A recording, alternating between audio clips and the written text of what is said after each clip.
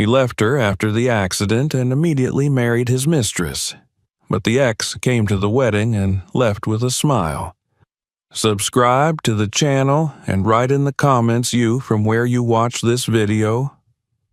Nia Lawrence believed in structure, in foundations, in lines, in blueprints that could bring beauty and balance into the world. Ever since she was a child, tracing the angles of her grandmother's porch with a pencil and a ruler, she knew she wanted to build. Buildings, yes, spaces, but also a life, something solid, something hers. And for a long time, it felt like she had done just that. At 32, she had her own architecture firm in downtown Chicago, modest but respected, her name on a plaque outside the lobby entrance. Clients knew her for clean, confident designs that blended function and warmth. She worked hard, traveled often, and had a habit of sketching floor plans on paper napkins whenever inspiration struck. At her side was Thomas Whitaker, a man whose presence seemed for a time like the final beam locking everything in place. Thomas was white, 35, with an easy smile and the sort of voice that made investors nod before he'd even finished a sentence. He worked as a financial consultant, specialized in private wealth, and moved through life with the confidence of someone who had always believed he belonged in expensive rooms. They had met at a charity auction where Nia had designed a community center for underserved youth. He'd bid on a dinner with her, half flirt, half business pitch, and to her surprise she'd agreed. She remembered thinking he seemed too polished, too good to be true, but Thomas had a way of disarming you with sincerity just when you were about to say no. And somewhere between shared laughter over overpriced pasta and a slow walk back to her place under city lights, Nia had let herself believe he might be the real thing. Their relationship unfolded like a well-drafted plan. 6 months in, they moved in together. His townhouse in Lincoln Park, which Nia promptly redesigned with clean whites and rich wood accents. They built a home filled with texture and soul. Framed prints of mid-century architects on the walls, a long oak dining table they'd found at a flea market, a collection of mugs from cities they'd visited together. Thomas made cappuccinos every morning. Nia planted succulents along the windowsills. He joked that she was trying to turn their house into a Scandinavian retreat. She joked that he was too bougie for IKEA, but secretly loved their bookshelf. They talked about starting a family, maybe in a year or two, but first the joint studio project, Lawrence and Whitaker, design and finance for creative futures. She'd handle the spatial dreams, he'd handle the numbers. They held brainstorming sessions over wine, scribbled names and logos in her sketchbooks. There were spreadsheets, budgets, mood boards. They were good together, she thought. Complementary, a little fire, a little restraint. She saw him as her anchor, and he told her she was the only thing that made his world feel grounded. One weekend, they drove to see her mother in Evanston. Nia's mother, a retired teacher with a steel spine, watched them from across the dinner table and asked Thomas what he loved about her daughter. He answered easily, her clarity. She sees the world the way an architect sees a city, full of possibilities. She makes you want to be more intentional with everything. Later that night, as they washed dishes, Nia turned to him and said, "You handled that like a champ." He kissed her temple and said, "Because it's true." Their life was not without flaws, of course. Thomas had a way of correcting her in conversations that made her bristle. He could be dismissive when she talked about race in the workplace, offering comments like, "Maybe it's not about that," or "Don't always assume it's racial." She let it slide at first, chalking it up to different lived experiences. He wasn't overtly racist, nothing like that, just unaware. Still, he introduced her proudly at networking events, supported her when a city contract fell through, made dinner when she came home too tired to speak. When her firm landed a major civic project, a new cultural center in Bronzeville, he brought home champagne. Nia designed the building's atrium as a tribute to African American artists, the ceiling shaped like outstretched hands.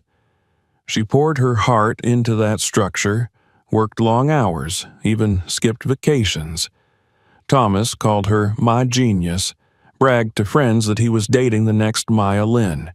He meant it, she thought. She wanted to believe he did. Then came the night everything changed. It was raining hard, sheets of water blurring the windshield as she drove home from a publisher meeting about a coffee table book featuring her firm's most celebrated works. The meeting had gone well. She remembered the warmth in her chest as she imagined her sketches in glossy print. She was replaying their words in her head, her fingers tapping the wheel to an old jazz tune when the lights came too fast. Headlights, too close, a sound of screeching metal, of shattering glass, a spinning, a jolt, then nothing. When Nia woke, the world was sterile and white. The faint hum of machines, beeping monitors, a rhythmic hissing from an oxygen tube. Her lips were dry, throat sore, body weighted. Thomas's voice cut through the fog. Hey, Nia, baby, look at me. You're awake. Oh, thank God. His hand squeezed hers so tightly she almost flinched. The doctor explained the injuries gently, professionally. You've suffered a spinal cord trauma, incomplete paraplegia. We don't yet know the extent of permanent damage, but we're preparing for limited mobility. With rehabilitation, adaptive tools, the words became a blur. Limited mobility. Incomplete. Wheelchair. Permanent. Thomas cried that night, held her hand and cried, said all the right things. Whatever it takes, I'll be here. We'll get through this. And for a while she believed him. Why wouldn't she? In the early days he was everything she needed him to be. He brought her books and headphones, arranged for the best rehab center, held her hair when she vomited from medication side effects. He sat with her during therapy, made jokes to distract her from the pain, bought her favorite soup from that Vietnamese place in Wicker Park. When she struggled to reach for a cup, he gently moved it closer. When she cried, he kissed her forehead and whispered, "You're still you. Nothing can change that." They talked about adjusting, about redesigning their home. "This is what we do," he said. "We adapt." And again, she wanted to believe him. But the truth of devastation doesn't settle all at once. It creeps in. It steals the small things first: privacy, spontaneity, control, and then, if you're not careful, love. Nia started to notice.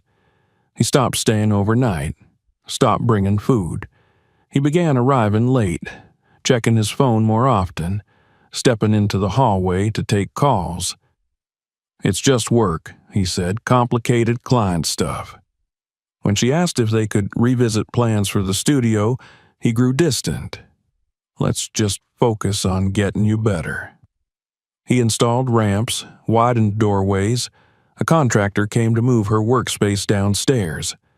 Everything became efficient, sterile. She was grateful, but something in her ached. He was building a life around her instead of with her. One day, she looked around the living room and realized it no longer felt like home. It was just a structure. Neat, orderly, hollow. Thomas didn't notice the shift, or maybe he did and chose not to name it. When she asked if they could talk, he deflected.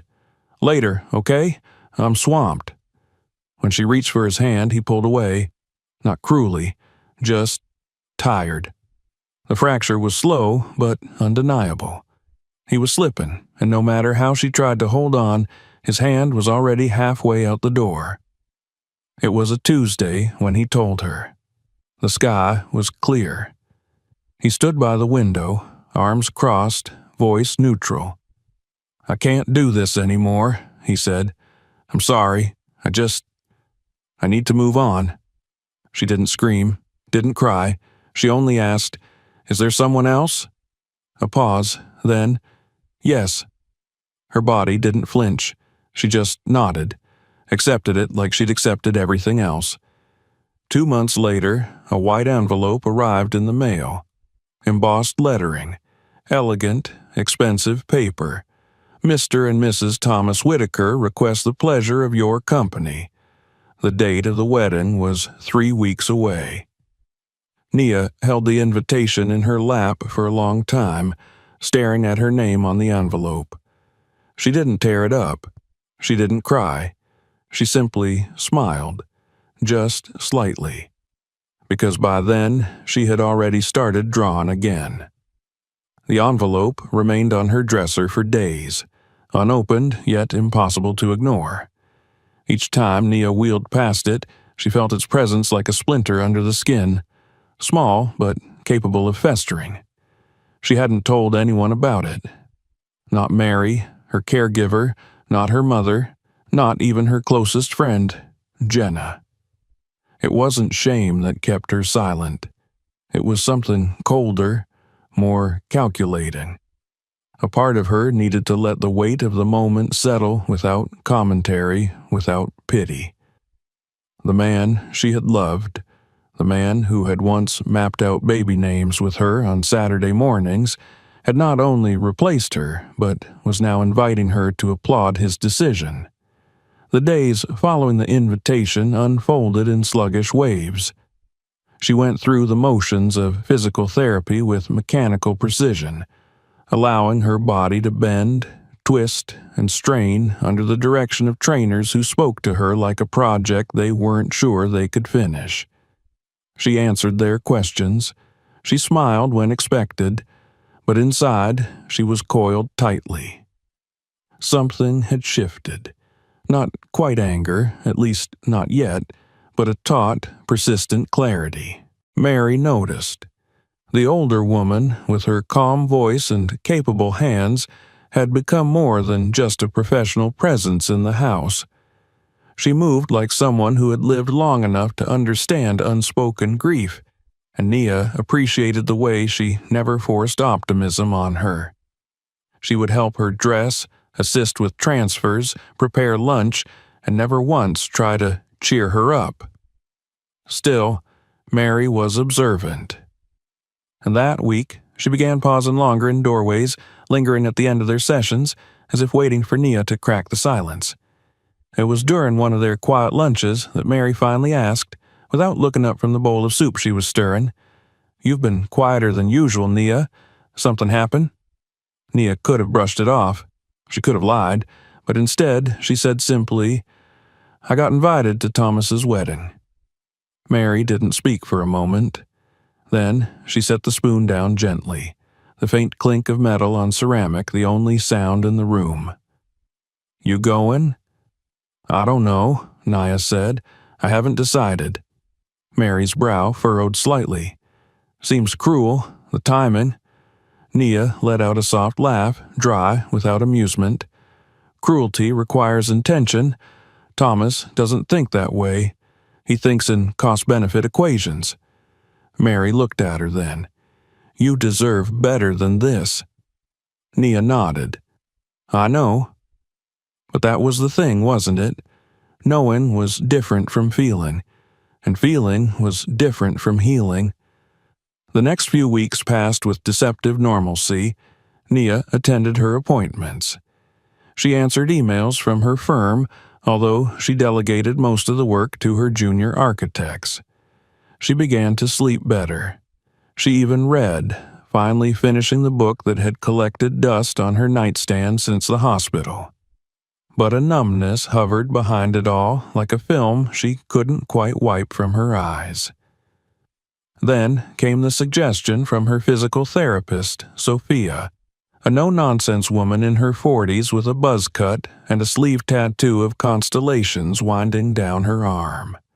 They were in the therapy center, Nia gripping parallel bars while Sophia stood beside her, ready to catch if she slipped. "You ever tried art therapy?" Sophia asked, adjusting the strap on Nia's torso brace. "I'm not exactly finger painting in a circle of toddlers," Nia replied. "It's not like that," Sophia said. "It's just another way to process. You've got precision in your hands. You might find some control in creating again." The word struck a nerve. Control. The very thing she'd lost. Her body no longer obeyed her the way it once had. Her home felt foreign. Her relationship, once a sanctuary, had become a monument to abandonment. But her hands still worked. Her mind still imagined. Maybe that was a beginning. That evening, after Mary had left, Nia rolled into the sunroom where her drafting table still stood, tucked into a corner beside the bookshelf. Dust coated the surface. She brushed it off, revealing the faint outline of a half-finished sketch, an apartment complex she'd been designing before the accident. It felt like a relic, something from a life she'd once lived. She retrieved a clean sheet of paper, clipped it down, and reached for her mechanical pencil. At first, the lines were hesitant. She sketched a facade, a building with sharp, clean lines, the kind she once favored. But as her hand moved, she found herself adding something new. A crack right down the center. Not a structural fault, but a deliberate design element. It split the building like a scar, and yet there was beauty in it. She kept going. Drew shadows, depth, openings behind the crack. And then, without quite meaning to, a silhouette appeared behind one of the windows. Small, distant, watching. She didn't stop for hours. By midnight, her first new piece was complete. She stared at it, breathless. The emotions that had clogged her chest for weeks had poured out onto the page, not as a scream, but as architecture. Her language, her refuge. The next day, she drew again, then the day after that, and the next. Each piece became more abstract, more emotional. Structures that leaned at impossible angles, homes where doors had no handles, windows that opened into voids, and always, somewhere, a figure, small, restrained, watching the space collapse or endure. She didn't share the drawings at first. They felt private, intimate. But Mary saw them one morning when bringing tea and paused in front of the drafting table. "These are haunting," she said, "but strong." "They're just exercises," Nia replied. Mary tilted her head. "They're more than that." A week later, Jenna came to visit and saw the stack of drawings. "Nia," she said, holding one up, "you need to show these." Nia hesitated. "I don't know. They're raw." "That's why you need to. There's truth here, and you of all people know how to turn raw into refined." Jenna happened to know a curator at a local gallery that featured emerging artists and concept architecture. She arranged a meeting. Nia brought 5 pieces, rolled carefully in a leather tube she hadn't touched in months. The curator, a woman named Alina, studied each drawing with rapt attention. She asked thoughtful questions. Then, finally, "Would you be willing to exhibit?" Nia blinked. "Exhibit?" "Yes," Alina said. "We have an open slot next month. We'd love to feature your work. It's visceral, honest. The concept of architecture as metaphor for emotional trauma is compelling." That night, back at home, Nia sat at her window and watched the lights flicker across the city skyline. A strange energy pulsed inside her, not excitement, not quite. Something else, possibility. She agreed to the exhibit, called it Fractures, designed the layout herself. She included 7 pieces, each more layered than the last. The final one depicted a house with a perfect exterior, but inside, the rooms twisted in impossible directions. The foundation was cracked, but instead of collapsing, it cradled a seedling growing through the floor. The night of the gallery opening, she wore a sleek navy dress tailored to sit comfortably in her chair. She greeted guests with quiet composure. Some recognized her name from local news stories about the cultural center or from architectural circles. Others knew nothing about her past and came simply for the art. One guest lingered by the final piece, his fingers hovering just shy of the frame. "It's like the house is grieving," he said, "but it's also fighting back." Nia smiled faintly. "Maybe it is." By the end of the night, the exhibit had generated enough interest that Alina offered her a second show. More importantly, someone had started a blog post about her work. It was reposted, then quoted, then discussed. But it wasn't until the fourth day of the exhibit that something happened she hadn't expected. A woman approached her near closing time, mid-30s, dressed in subdued gray. Her voice trembled slightly when she spoke. "You don't know me," the woman said, "but I used to work with Jessica, the woman Thomas is marrying." Nia felt her breath catch. "She's not who she says she is," the woman continued. "She's changed names, left jobs without notice. There was a man, an older client. After he died, things didn't add up. I never reported anything, but seeing your work, this piece in particular, it reminded me. I think she's done this before." And just like that, Nia felt something click, like a beam falling into place. She didn't fully understand it yet, but she knew with perfect certainty that she'd just found the first fracture in Jessica's perfect facade. And this time, Nia had the tools to follow it. The woman's words echoed in Nia's ears long after she had left the gallery. "Not who she says she is." That simple phrase looped through her thoughts with a slow, gathering intensity. It wasn't only what had been said, it was the way the woman had looked at her, like someone unburdening a secret she had carried far too long. Jessica had always seemed manufactured to Nia. Too smooth, too curated, like someone who had studied affection and charm in a mirror. Even when she was just the assistant, before Nia's accident, Jessica's smile had struck her as rehearsed, her laughter too evenly spaced. But Nia had ignored it, written it off as insecurity. She hadn't wanted to be the kind of woman who suspected every woman near her man.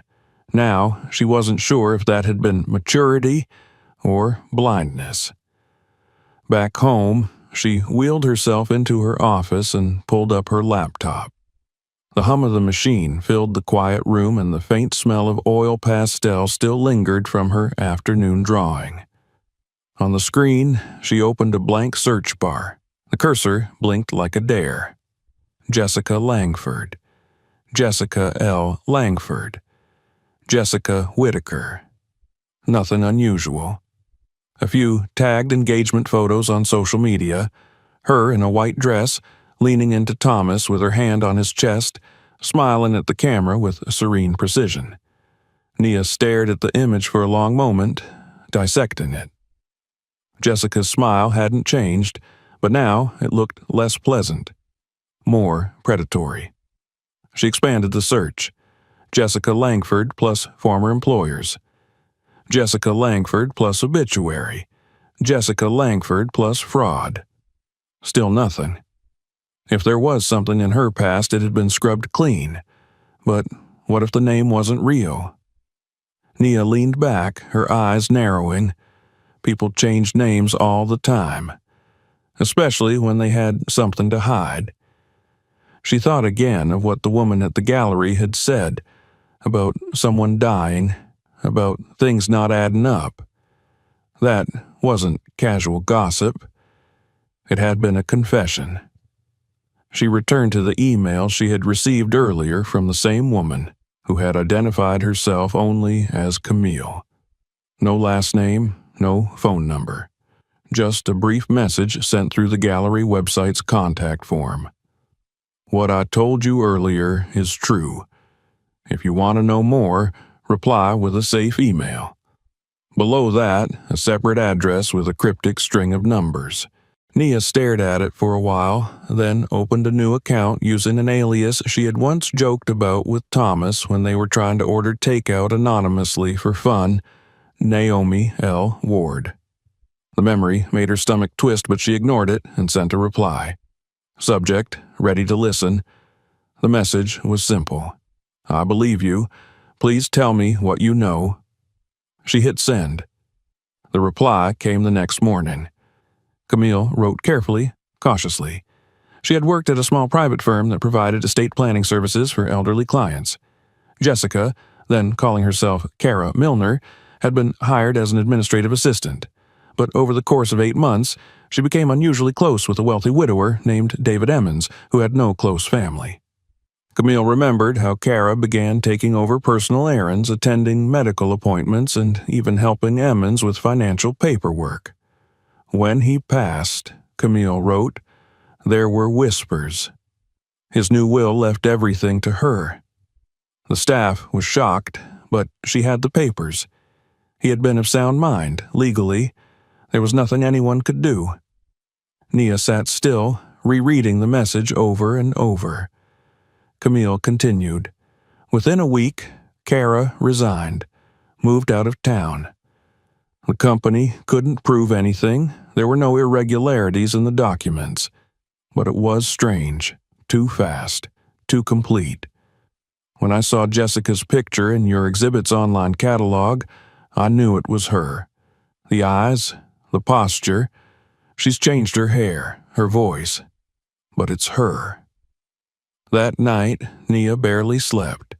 She kept waking to the thought that Thomas had no idea what he'd invited into his life, that he had made her feel discarded, unwanted, only to step into the arms of someone worse than shallow, someone dangerous. The irony was so sharp it almost made her laugh. The next morning, she met with Mary in the kitchen and poured coffee into a ceramic mug Jenna had made for her after the accident. It had a crack down one side, repaired with gold resin in the style of Japanese kintsugi. Nia traced the line with her finger. I need to ask you something, she said, not looking up. Mary glanced at her from the stove. Go ahead. Have you ever seen Jessica before? The older woman turned, spatula in hand. I might have, she said slowly. Why? I think she's done this before, Nia said. Scammed men, changed identities, disappeared. I got a message from someone who used to work with her under another name. Said she targeted a widower, got his inheritance. Mary's expression grew guarded, thoughtful. What name? Kara Milner. A pause. Then Mary sat down across from her. You're not going to believe this, she said, but I think I knew her, not personally, but I worked at a rehab center in Milwaukee for a few years. One of our residents, an older gentleman, had a companion named Kara. She was always around. Very charming. Very precise. She used to bring him smoothies with vitamins mixed in. I thought she was a nurse at first, the way she handled things. But she wasn't. Nia's breath caught. Did something happen to him? He died. Mary's voice was even, but her eyes were alert. Heart failure, they said, but it came on fast. He had been improving, and not long after, Kara was gone. The room was silent, except for the distant hum of the refrigerator.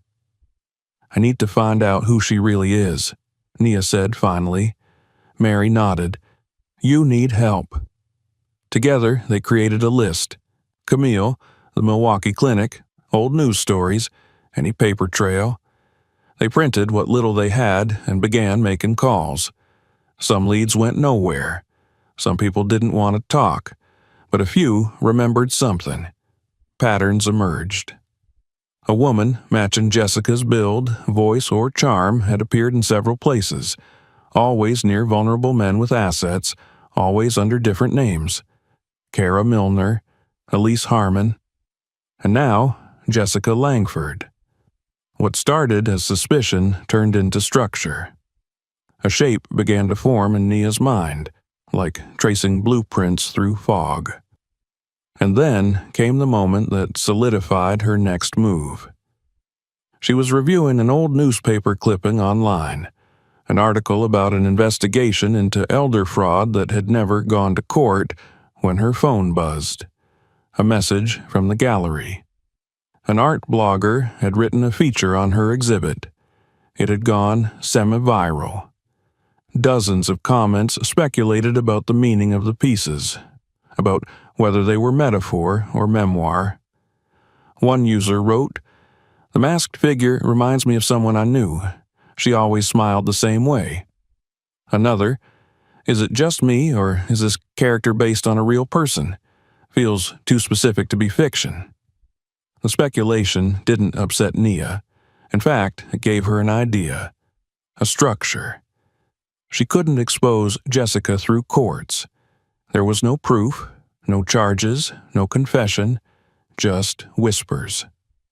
But she was an architect, not of buildings anymore, but of narrative, of perception. She could build something stronger than accusation. She would create a new series, more direct, more detailed. She'd place Jessica's behavioral patterns into visual metaphor, her need for control, her seduction of the weak, her methodical elimination of obstacles. But she would do it through art, through form and symbol and shadow. No names, no lawsuits, just truth, rendered in ink and graphite. And while she built it, she would watch. Because there was one more event on the horizon, the wedding, 2 weeks away, and Nia had just decided to attend, not as the discarded, not as the victim, as the witness. And perhaps, if she was careful, also as the architect of something much bigger than anyone imagined. The morning of the wedding arrived quiet and colorless. A low-hanging fog had settled over the city like an afterthought, softening the edges of everything it touched. Nia sat by the window in her sunroom, one hand resting on the wheel of her chair, the other holding a steaming mug she hadn't sipped from in minutes.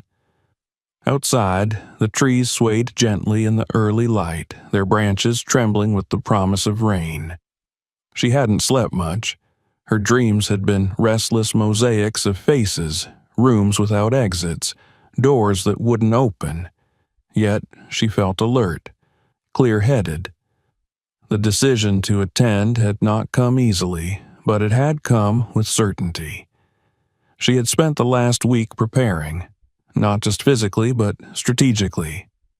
The new series of artwork she'd begun, titled Parasite, was nearly complete.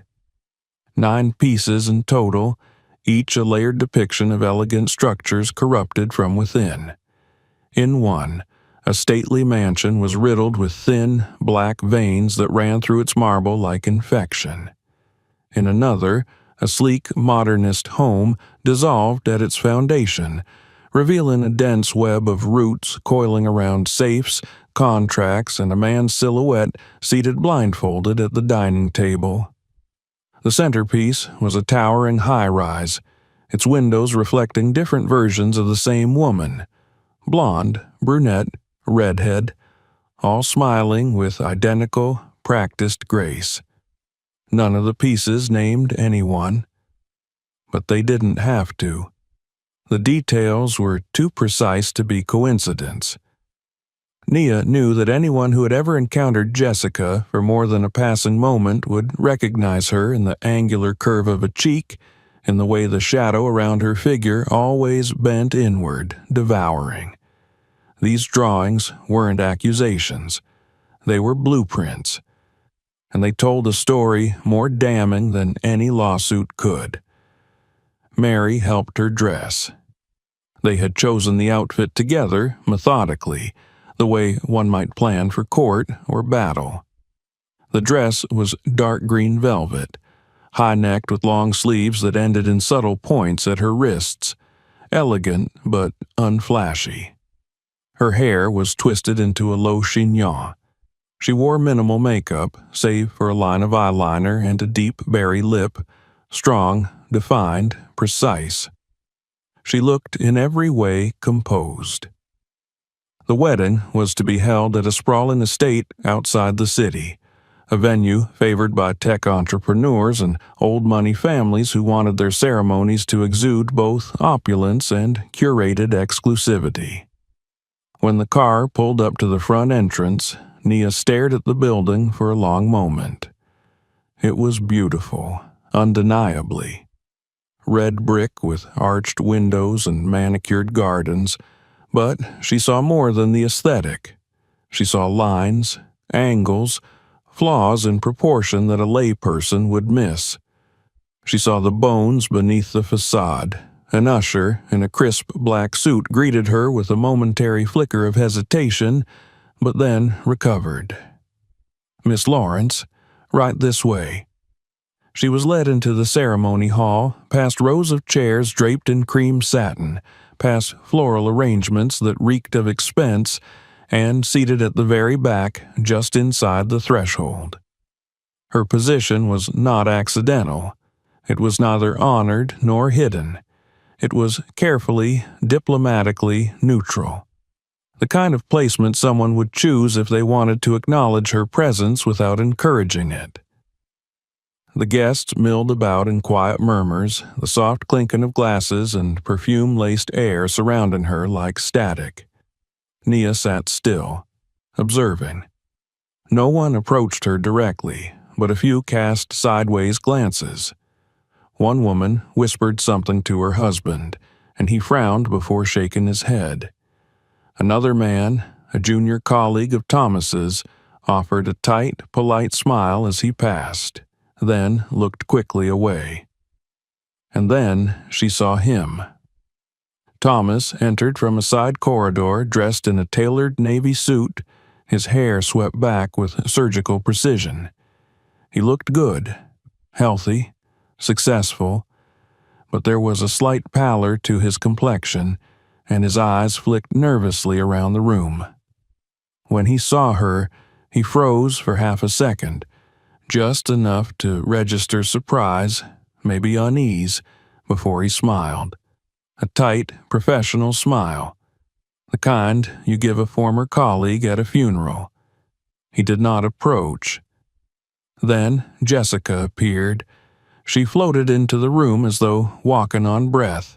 Her gown was white silk, cut to perfection, hugging her figure and flaring just enough at the hem to imply modesty.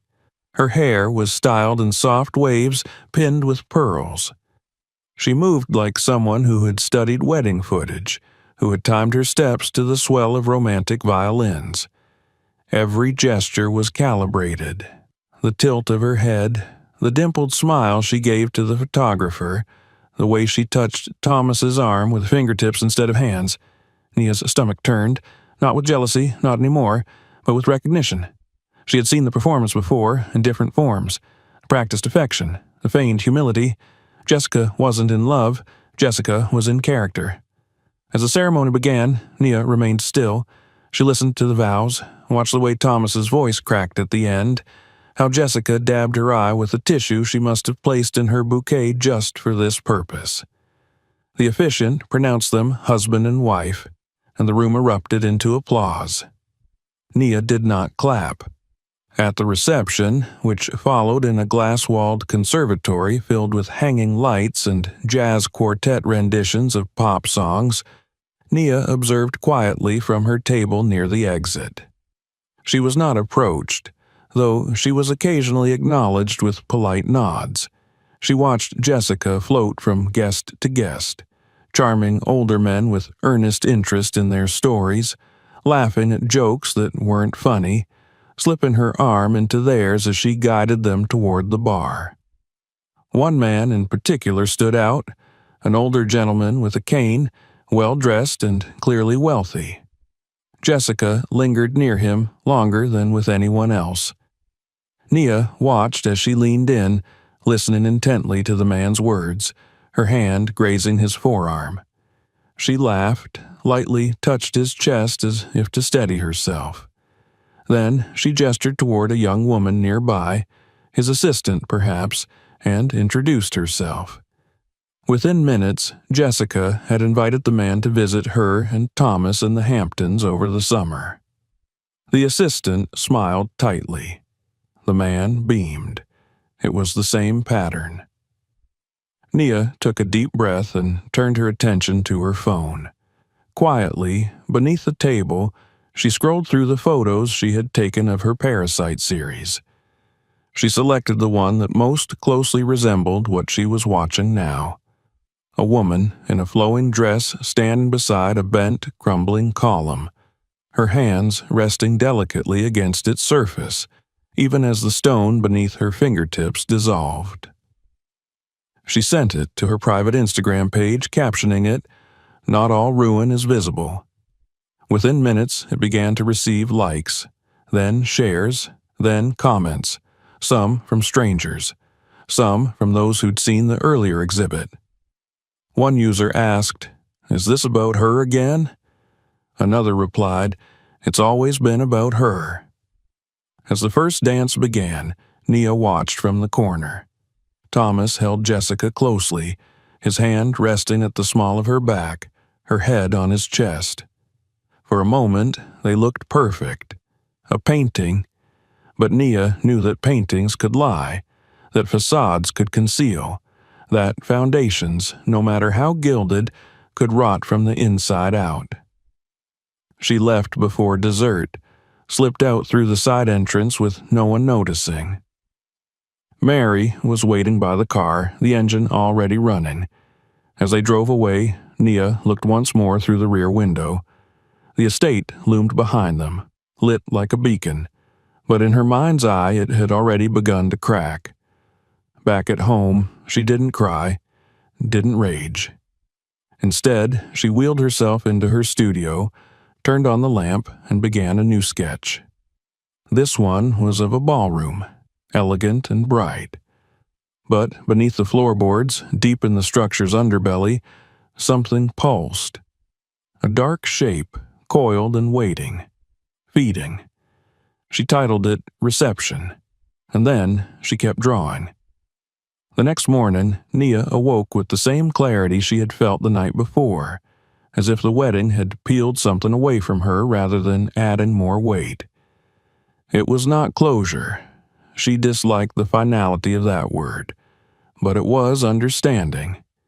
Seeing them together, watching Jessica perform her charm with the practiced ease of a seasoned actress, had confirmed what Nia already knew. Thomas had not simply moved on to another woman. He had walked willingly into a curated illusion, hand in hand with a fraud who wore innocence like jewelry. It was not his betrayal alone that stung now. It was his blindness, his eagerness to be deceived, his choice not to see. Mary noticed the difference in her that morning. She didn't say it aloud, but she moved differently around Nia, more as a companion than a caregiver, with a respect that had always been present, but was now tinged with quiet awe. Nia returned to her studio after breakfast, rolled to the center of the space, and looked at the new sketch she had started hours after leaving the reception. The ballroom scene was nearly complete now. Through its elegant chandeliers and symmetrical arches, a new element had emerged overnight. A split forming down the center of the floor, subtle at first, but now widening.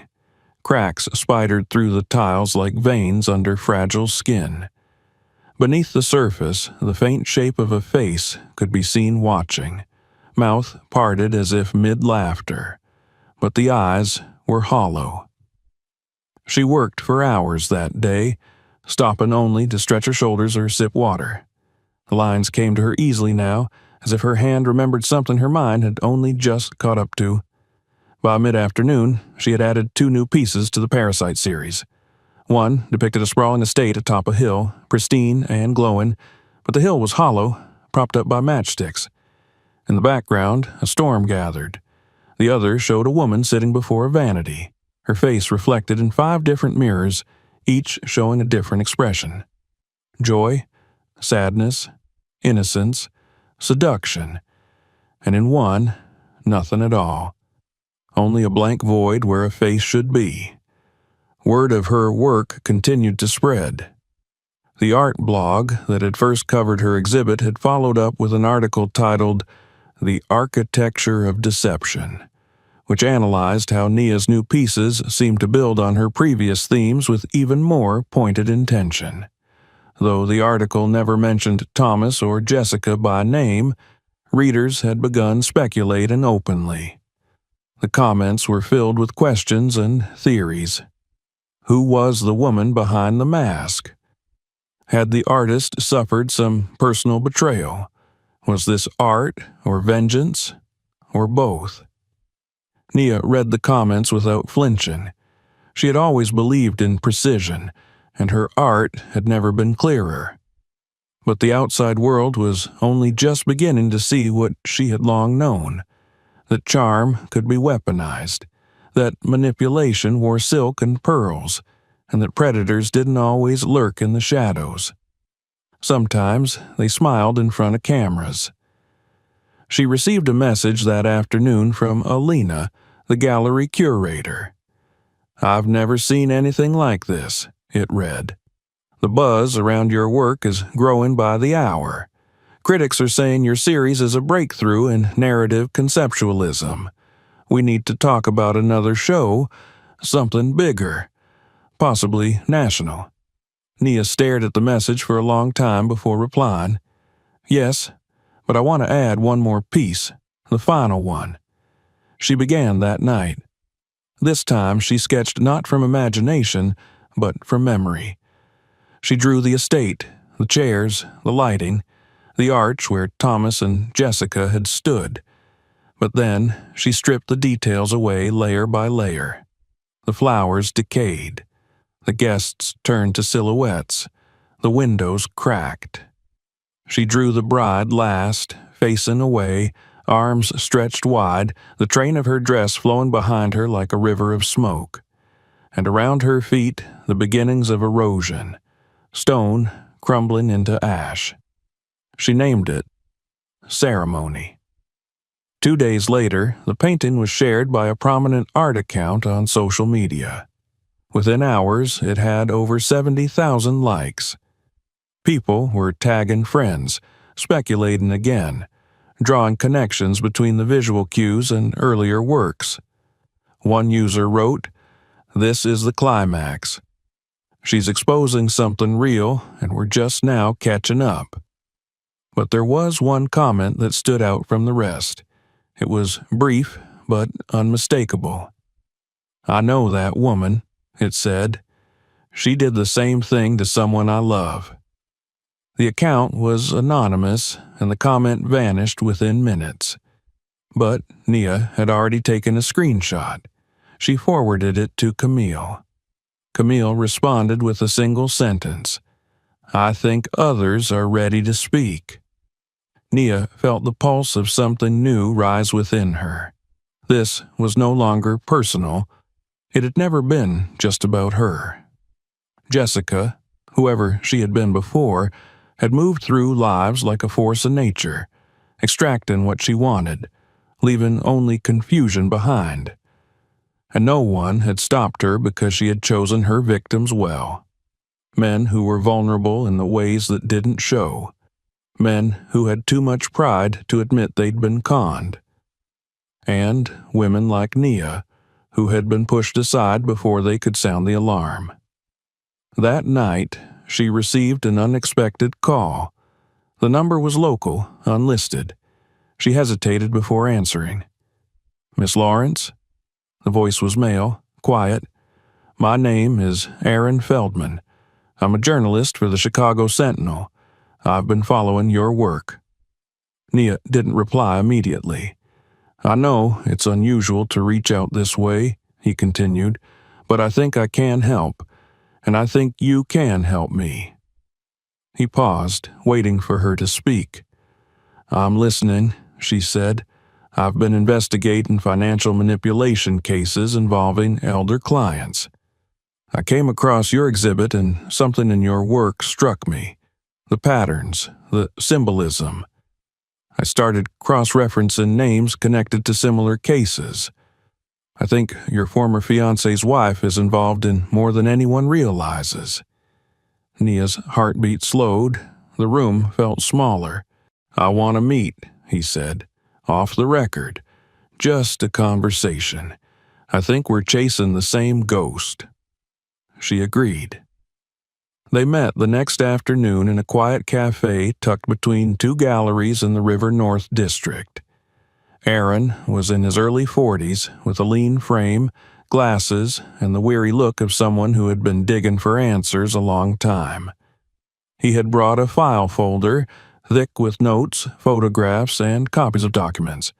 "I know she's not Jessica Langford," he said without preamble. "That identity was created 3 years ago.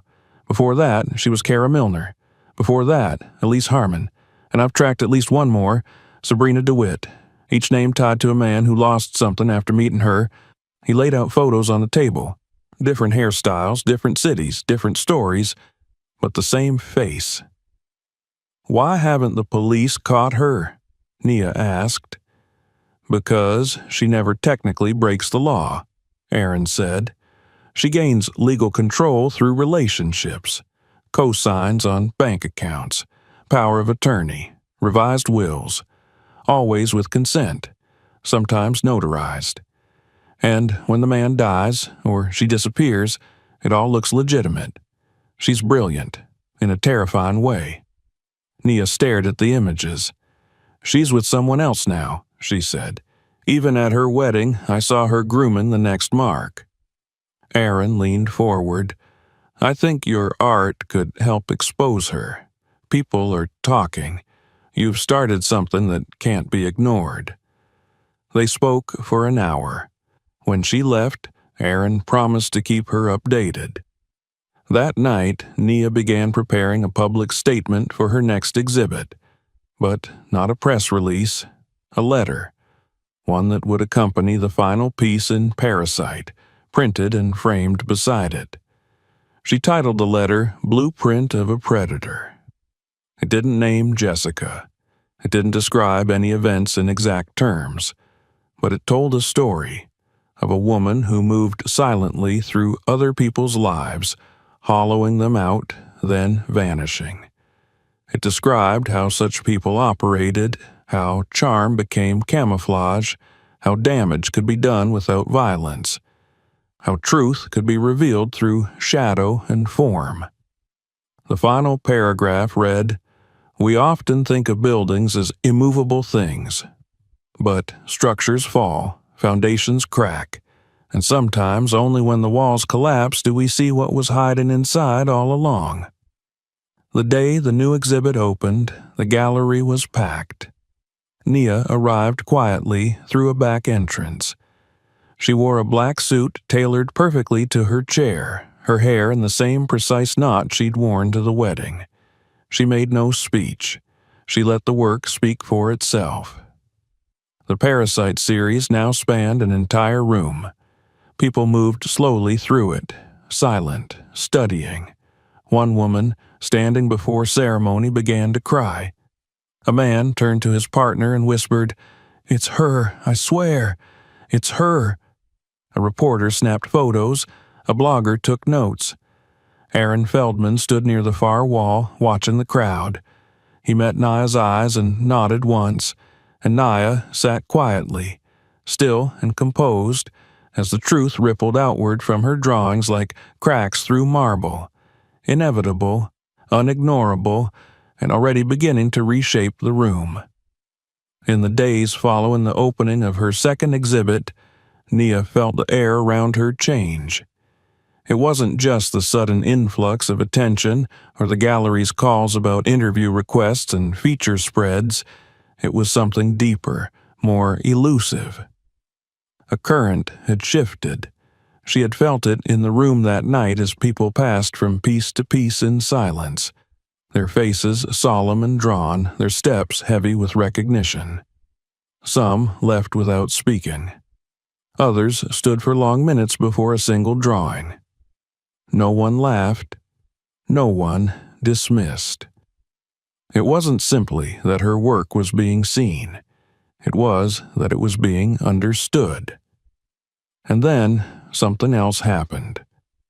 2 days after the exhibit's launch, a thread appeared on a niche art forum, one of those spaces usually reserved for intellectual debates and obscure critiques.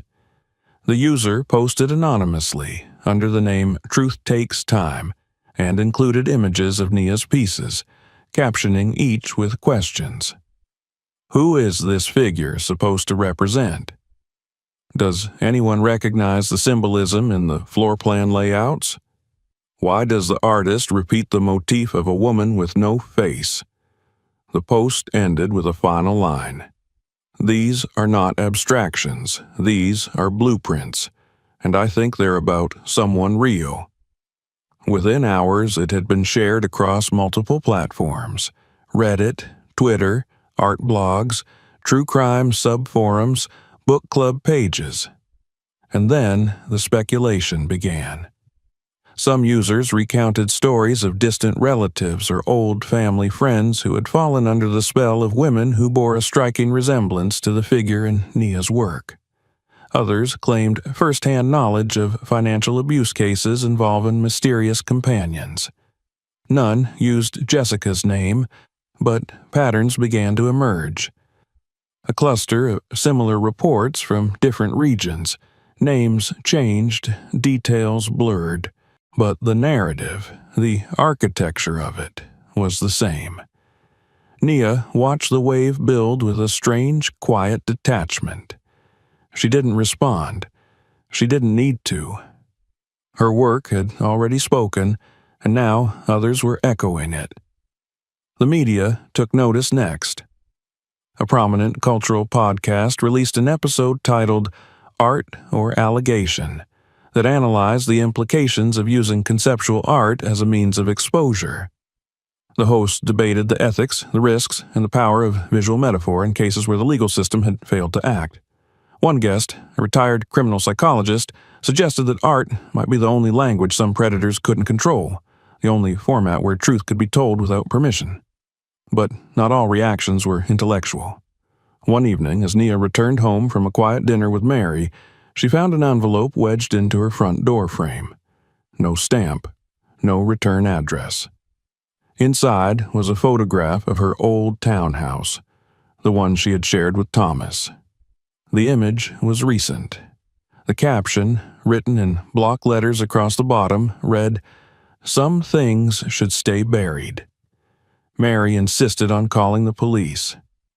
Nia hesitated but ultimately agreed. A young officer came, took a statement, promised to keep an eye on the house, but said there was little they could do. The message wasn't a direct threat, he explained, just someone trying to spook you. But Nia wasn't afraid. She was furious. She had always known that speaking the truth, even in shadows and symbols, carried risk, especially when the truth threatened people who relied on illusion. Jessica, wherever she was watching. Nia was sure of it. And if she had felt confident enough to send that photograph, then it meant she had lost control of the narrative, which meant Nia had won the first round. Aaron Feldman reached out again the next day. His voice was steady, but behind it she could hear a tightness, like someone holding his breath between sentences. "I've been contacted by 3 more people," he said, all with similar stories, one in Tampa, another in Sacramento, and one in Providence. They all saw the coverage of your exhibit. One of them recognized a sketch as identical to a building they used to manage. Said a woman, under a different name, had lived there with an elderly man who later changed his will in her favor. Nia listened, silent. "I think we have enough to go public," Aaron said. "Really public. Not just art circles, national press, maybe even a feature series. But I want to ask, are you ready for that? If we do this, your name will be everywhere. So will hers. There's no pulling it back once it starts." Nia didn't answer right away. She rolled to the window and looked out over her garden, now blooming again in the early summer sun. The trees were full, the grass thick and green. Somewhere in the bushes, a bird flitted and chirped. Life, unfazed by scandal. She thought about her silence, her recovery, her fear, her drawings, about how she had rebuilt herself line by line, stroke by stroke, until she could finally look in the mirror and see not just the woman she had been, but the woman she had become. Then she said, "Yes, tell it." The article appeared in the Chicago Sentinel a week later. Front page feature. It was headlined, "The Woman with Many Names: How One Artist's Work Helped Uncover a Pattern of Deception." Beneath the title was a side-by-side comparison. On the left, one of Nia's drawings from Parasite, The Faceless Bride. On the right, a cropped wedding photo of Thomas and Jessica. The story was careful, factual. Aaron had done his homework. It did not accuse Jessica directly of any crimes, but laid out the uncanny timeline. The repeated identity changes, the inheritance switches, the disappearing acts. It quoted experts in forensic finance, in social psychology, in legal ethics. Most powerfully, it quoted victims. Men, or their family members, who now recognized what had happened to them.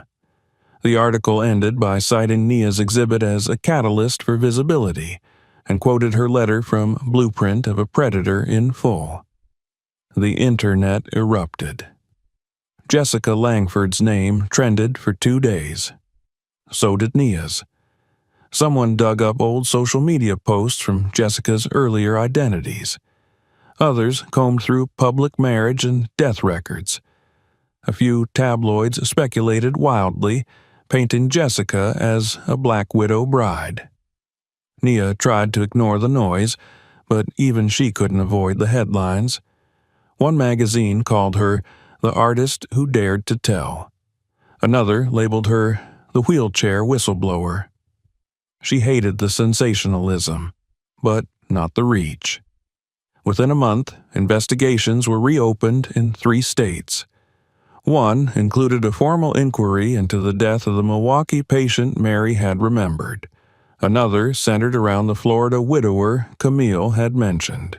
The third, a surprise, came from Canada, where a journalist uncovered that a woman matching Jessica's description had recently entered Vancouver under a new name, posing as an art dealer. Interpol was notified. A warrant was drafted. Jessica vanished. No forwarding address, no credit card activity, no digital trail. She had slipped away again, like smoke through cracks, but now she wasn't invisible. Her face was everywhere. Her story was no longer a whisper in an assisted living hallway. It was on screens, in articles, across feeds. She had become unmissable, and for someone who survived by hiding, that was a death sentence. In the midst of all this, Nia received an email. It was from Thomas. The subject line was blank, the message short. "I saw what you did. I didn't know. I didn't want to believe. But it's all there."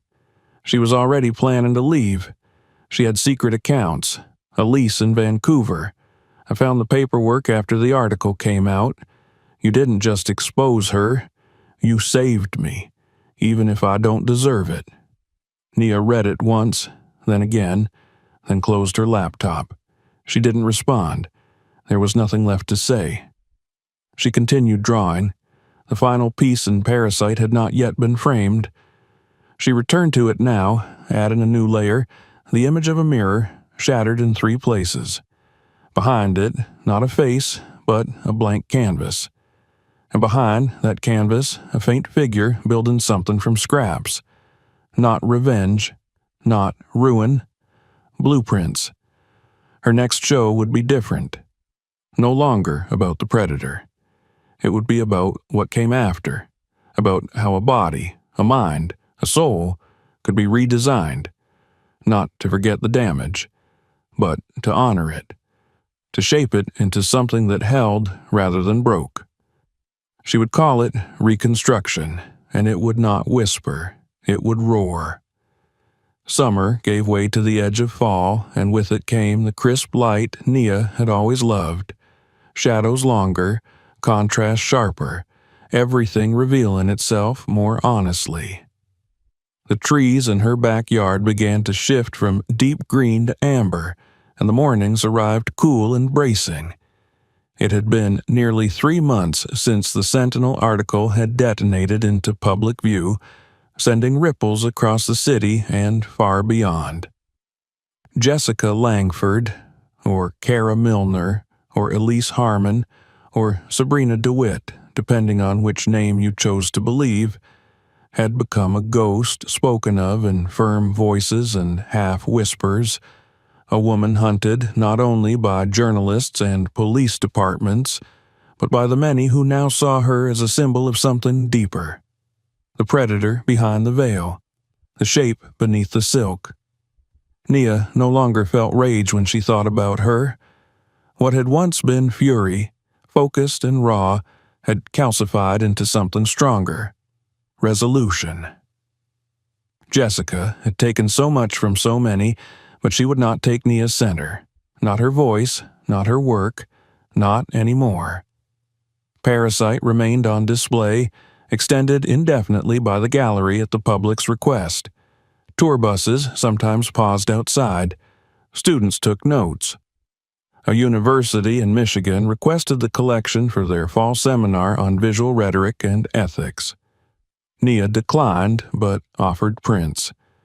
She was working on something new now, something that had risen not from anger, but from the long and brutal work of self-reclamation. Reconstruction began in silence. The first canvas sat blank in her studio for a full week.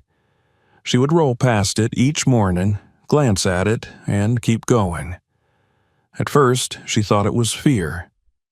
That maybe, after all the noise and fire, she had nothing left to say. But Mary, as always, saw more. "You're not afraid," she said one afternoon as she brewed their usual tea. "You're just thinking, like architects do." Nia smiled faintly. "It feels different this time." It should. The pieces came slowly.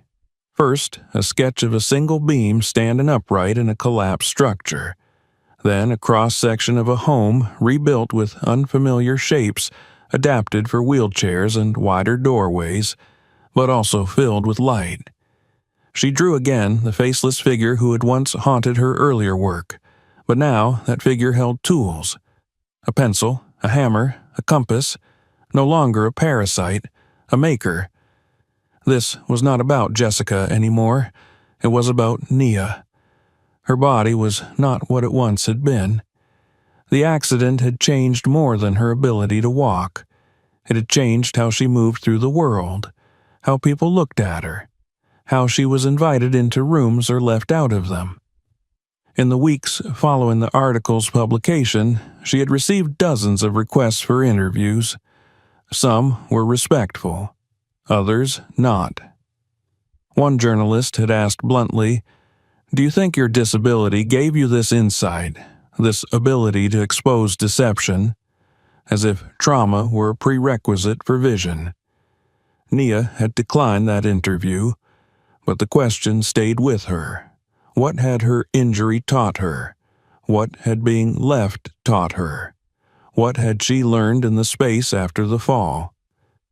Reconstruction answered those questions, but not with words. The centerpiece of the new collection was a self-portrait, though it did not look like her. It depicted a woman sitting in a room surrounded by pieces of broken blueprints. Her hands were stained with ink. Behind her, instead of windows, there were cutouts, openings into sky.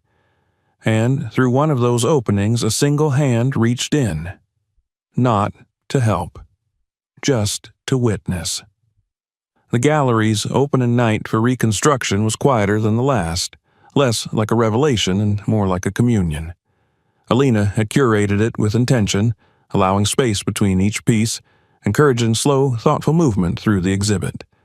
There were no press cameras this time, no bloggers hiding behind their phones, just people, many of them strangers who had followed the arc of her work and returned now to see what came next.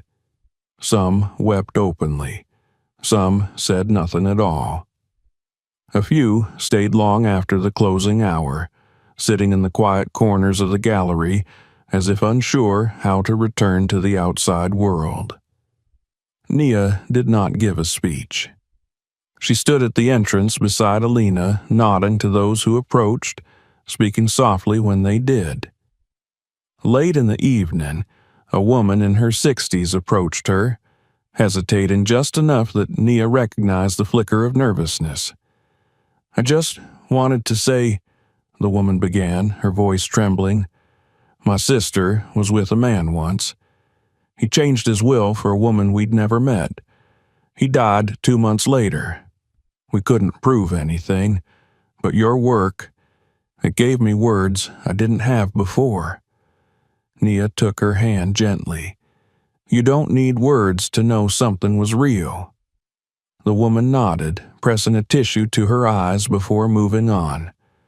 When the evening ended and the gallery doors closed behind her, Nia sat alone in the echoing stillness. Alina had offered to lock up, but she declined. She wanted one last moment with the work, one final walkthrough. She moved from piece to piece slowly, tracing the arc of the exhibit as if retracing a map. Here was grief. Here was loss. Here was the fracture. But then there was light. Line, curve, space reclaimed. When she reached the final canvas, the self-portrait, she stared at it for a long time, not as a critic, not as an artist, as herself. She thought of Thomas and how easily he had crumbled when illusion replaced commitment. She thought of the version of her that had believed love would protect her from loneliness, of the version who had believed Jessica was just a passing shadow, not a force of undoing. She thought of the long nights in the hospital, the whisper of machines, the silence in her chest. She thought of how far she had come. Outside, the wind had picked up, scattering leaves along the sidewalk. The trees bowed gently against the gusts but held firm, flexible, rooted. The next morning, Nia received a letter. Not an email, a real letter, handwritten. No return address, but the postmark was Canadian. It was unsigned. The handwriting was narrow and clean. The note read, "I see what you did. I see what I am. You were the only one who ever really looked. It won't matter where I go now. They'll find me. Maybe that's fair. Maybe it isn't. But I'll never forget your eyes. You weren't afraid. You were furious. That's what made you dangerous. If they ask, I won't deny. I never did it for the money. I did it because no one ever stopped me. You did. That's all." Nia read the note 3 times. Then she folded it carefully and placed it into a folder labeled Truth. She never showed it to anyone, never told the police. There was no point. The letter wasn't an admission. It was a final act of control, an acknowledgement of a game lost. But it was over. Months passed. Reconstruction was invited to tour nationally. Nia agreed, but only under the condition that local communities could host companion talks and workshops about healing after betrayal. She began speaking again, not about Jessica, but about rebuilding, about adaptation, about how even when your life is burned down to ash, something can still grow from the soil. She started writing again, too, not just drawing, essays, reflections, a memoir, slowly, gently. No publishers yet. She wasn't ready, but she would be. And then, one morning, in early spring, she rolled onto her porch and watched the sun rise. The light hit the world in gold slices. The city was waking. Somewhere in the distance, a siren wailed. A child laughed. A dog barked. Nia closed her eyes and breathed. She was not whole in the way she used to be, but she was complete. She had not gotten justice through the law, but she had built it, line by line, through the only medium that had never betrayed her. She was no longer writing Jessica's story. She was writing her own, and this time, every beam, every weight-bearing wall, every stitch of light, it was hers. If you found this story powerful, make sure to subscribe for more. Don't forget to share the video and check out the next one. We have more coming your way.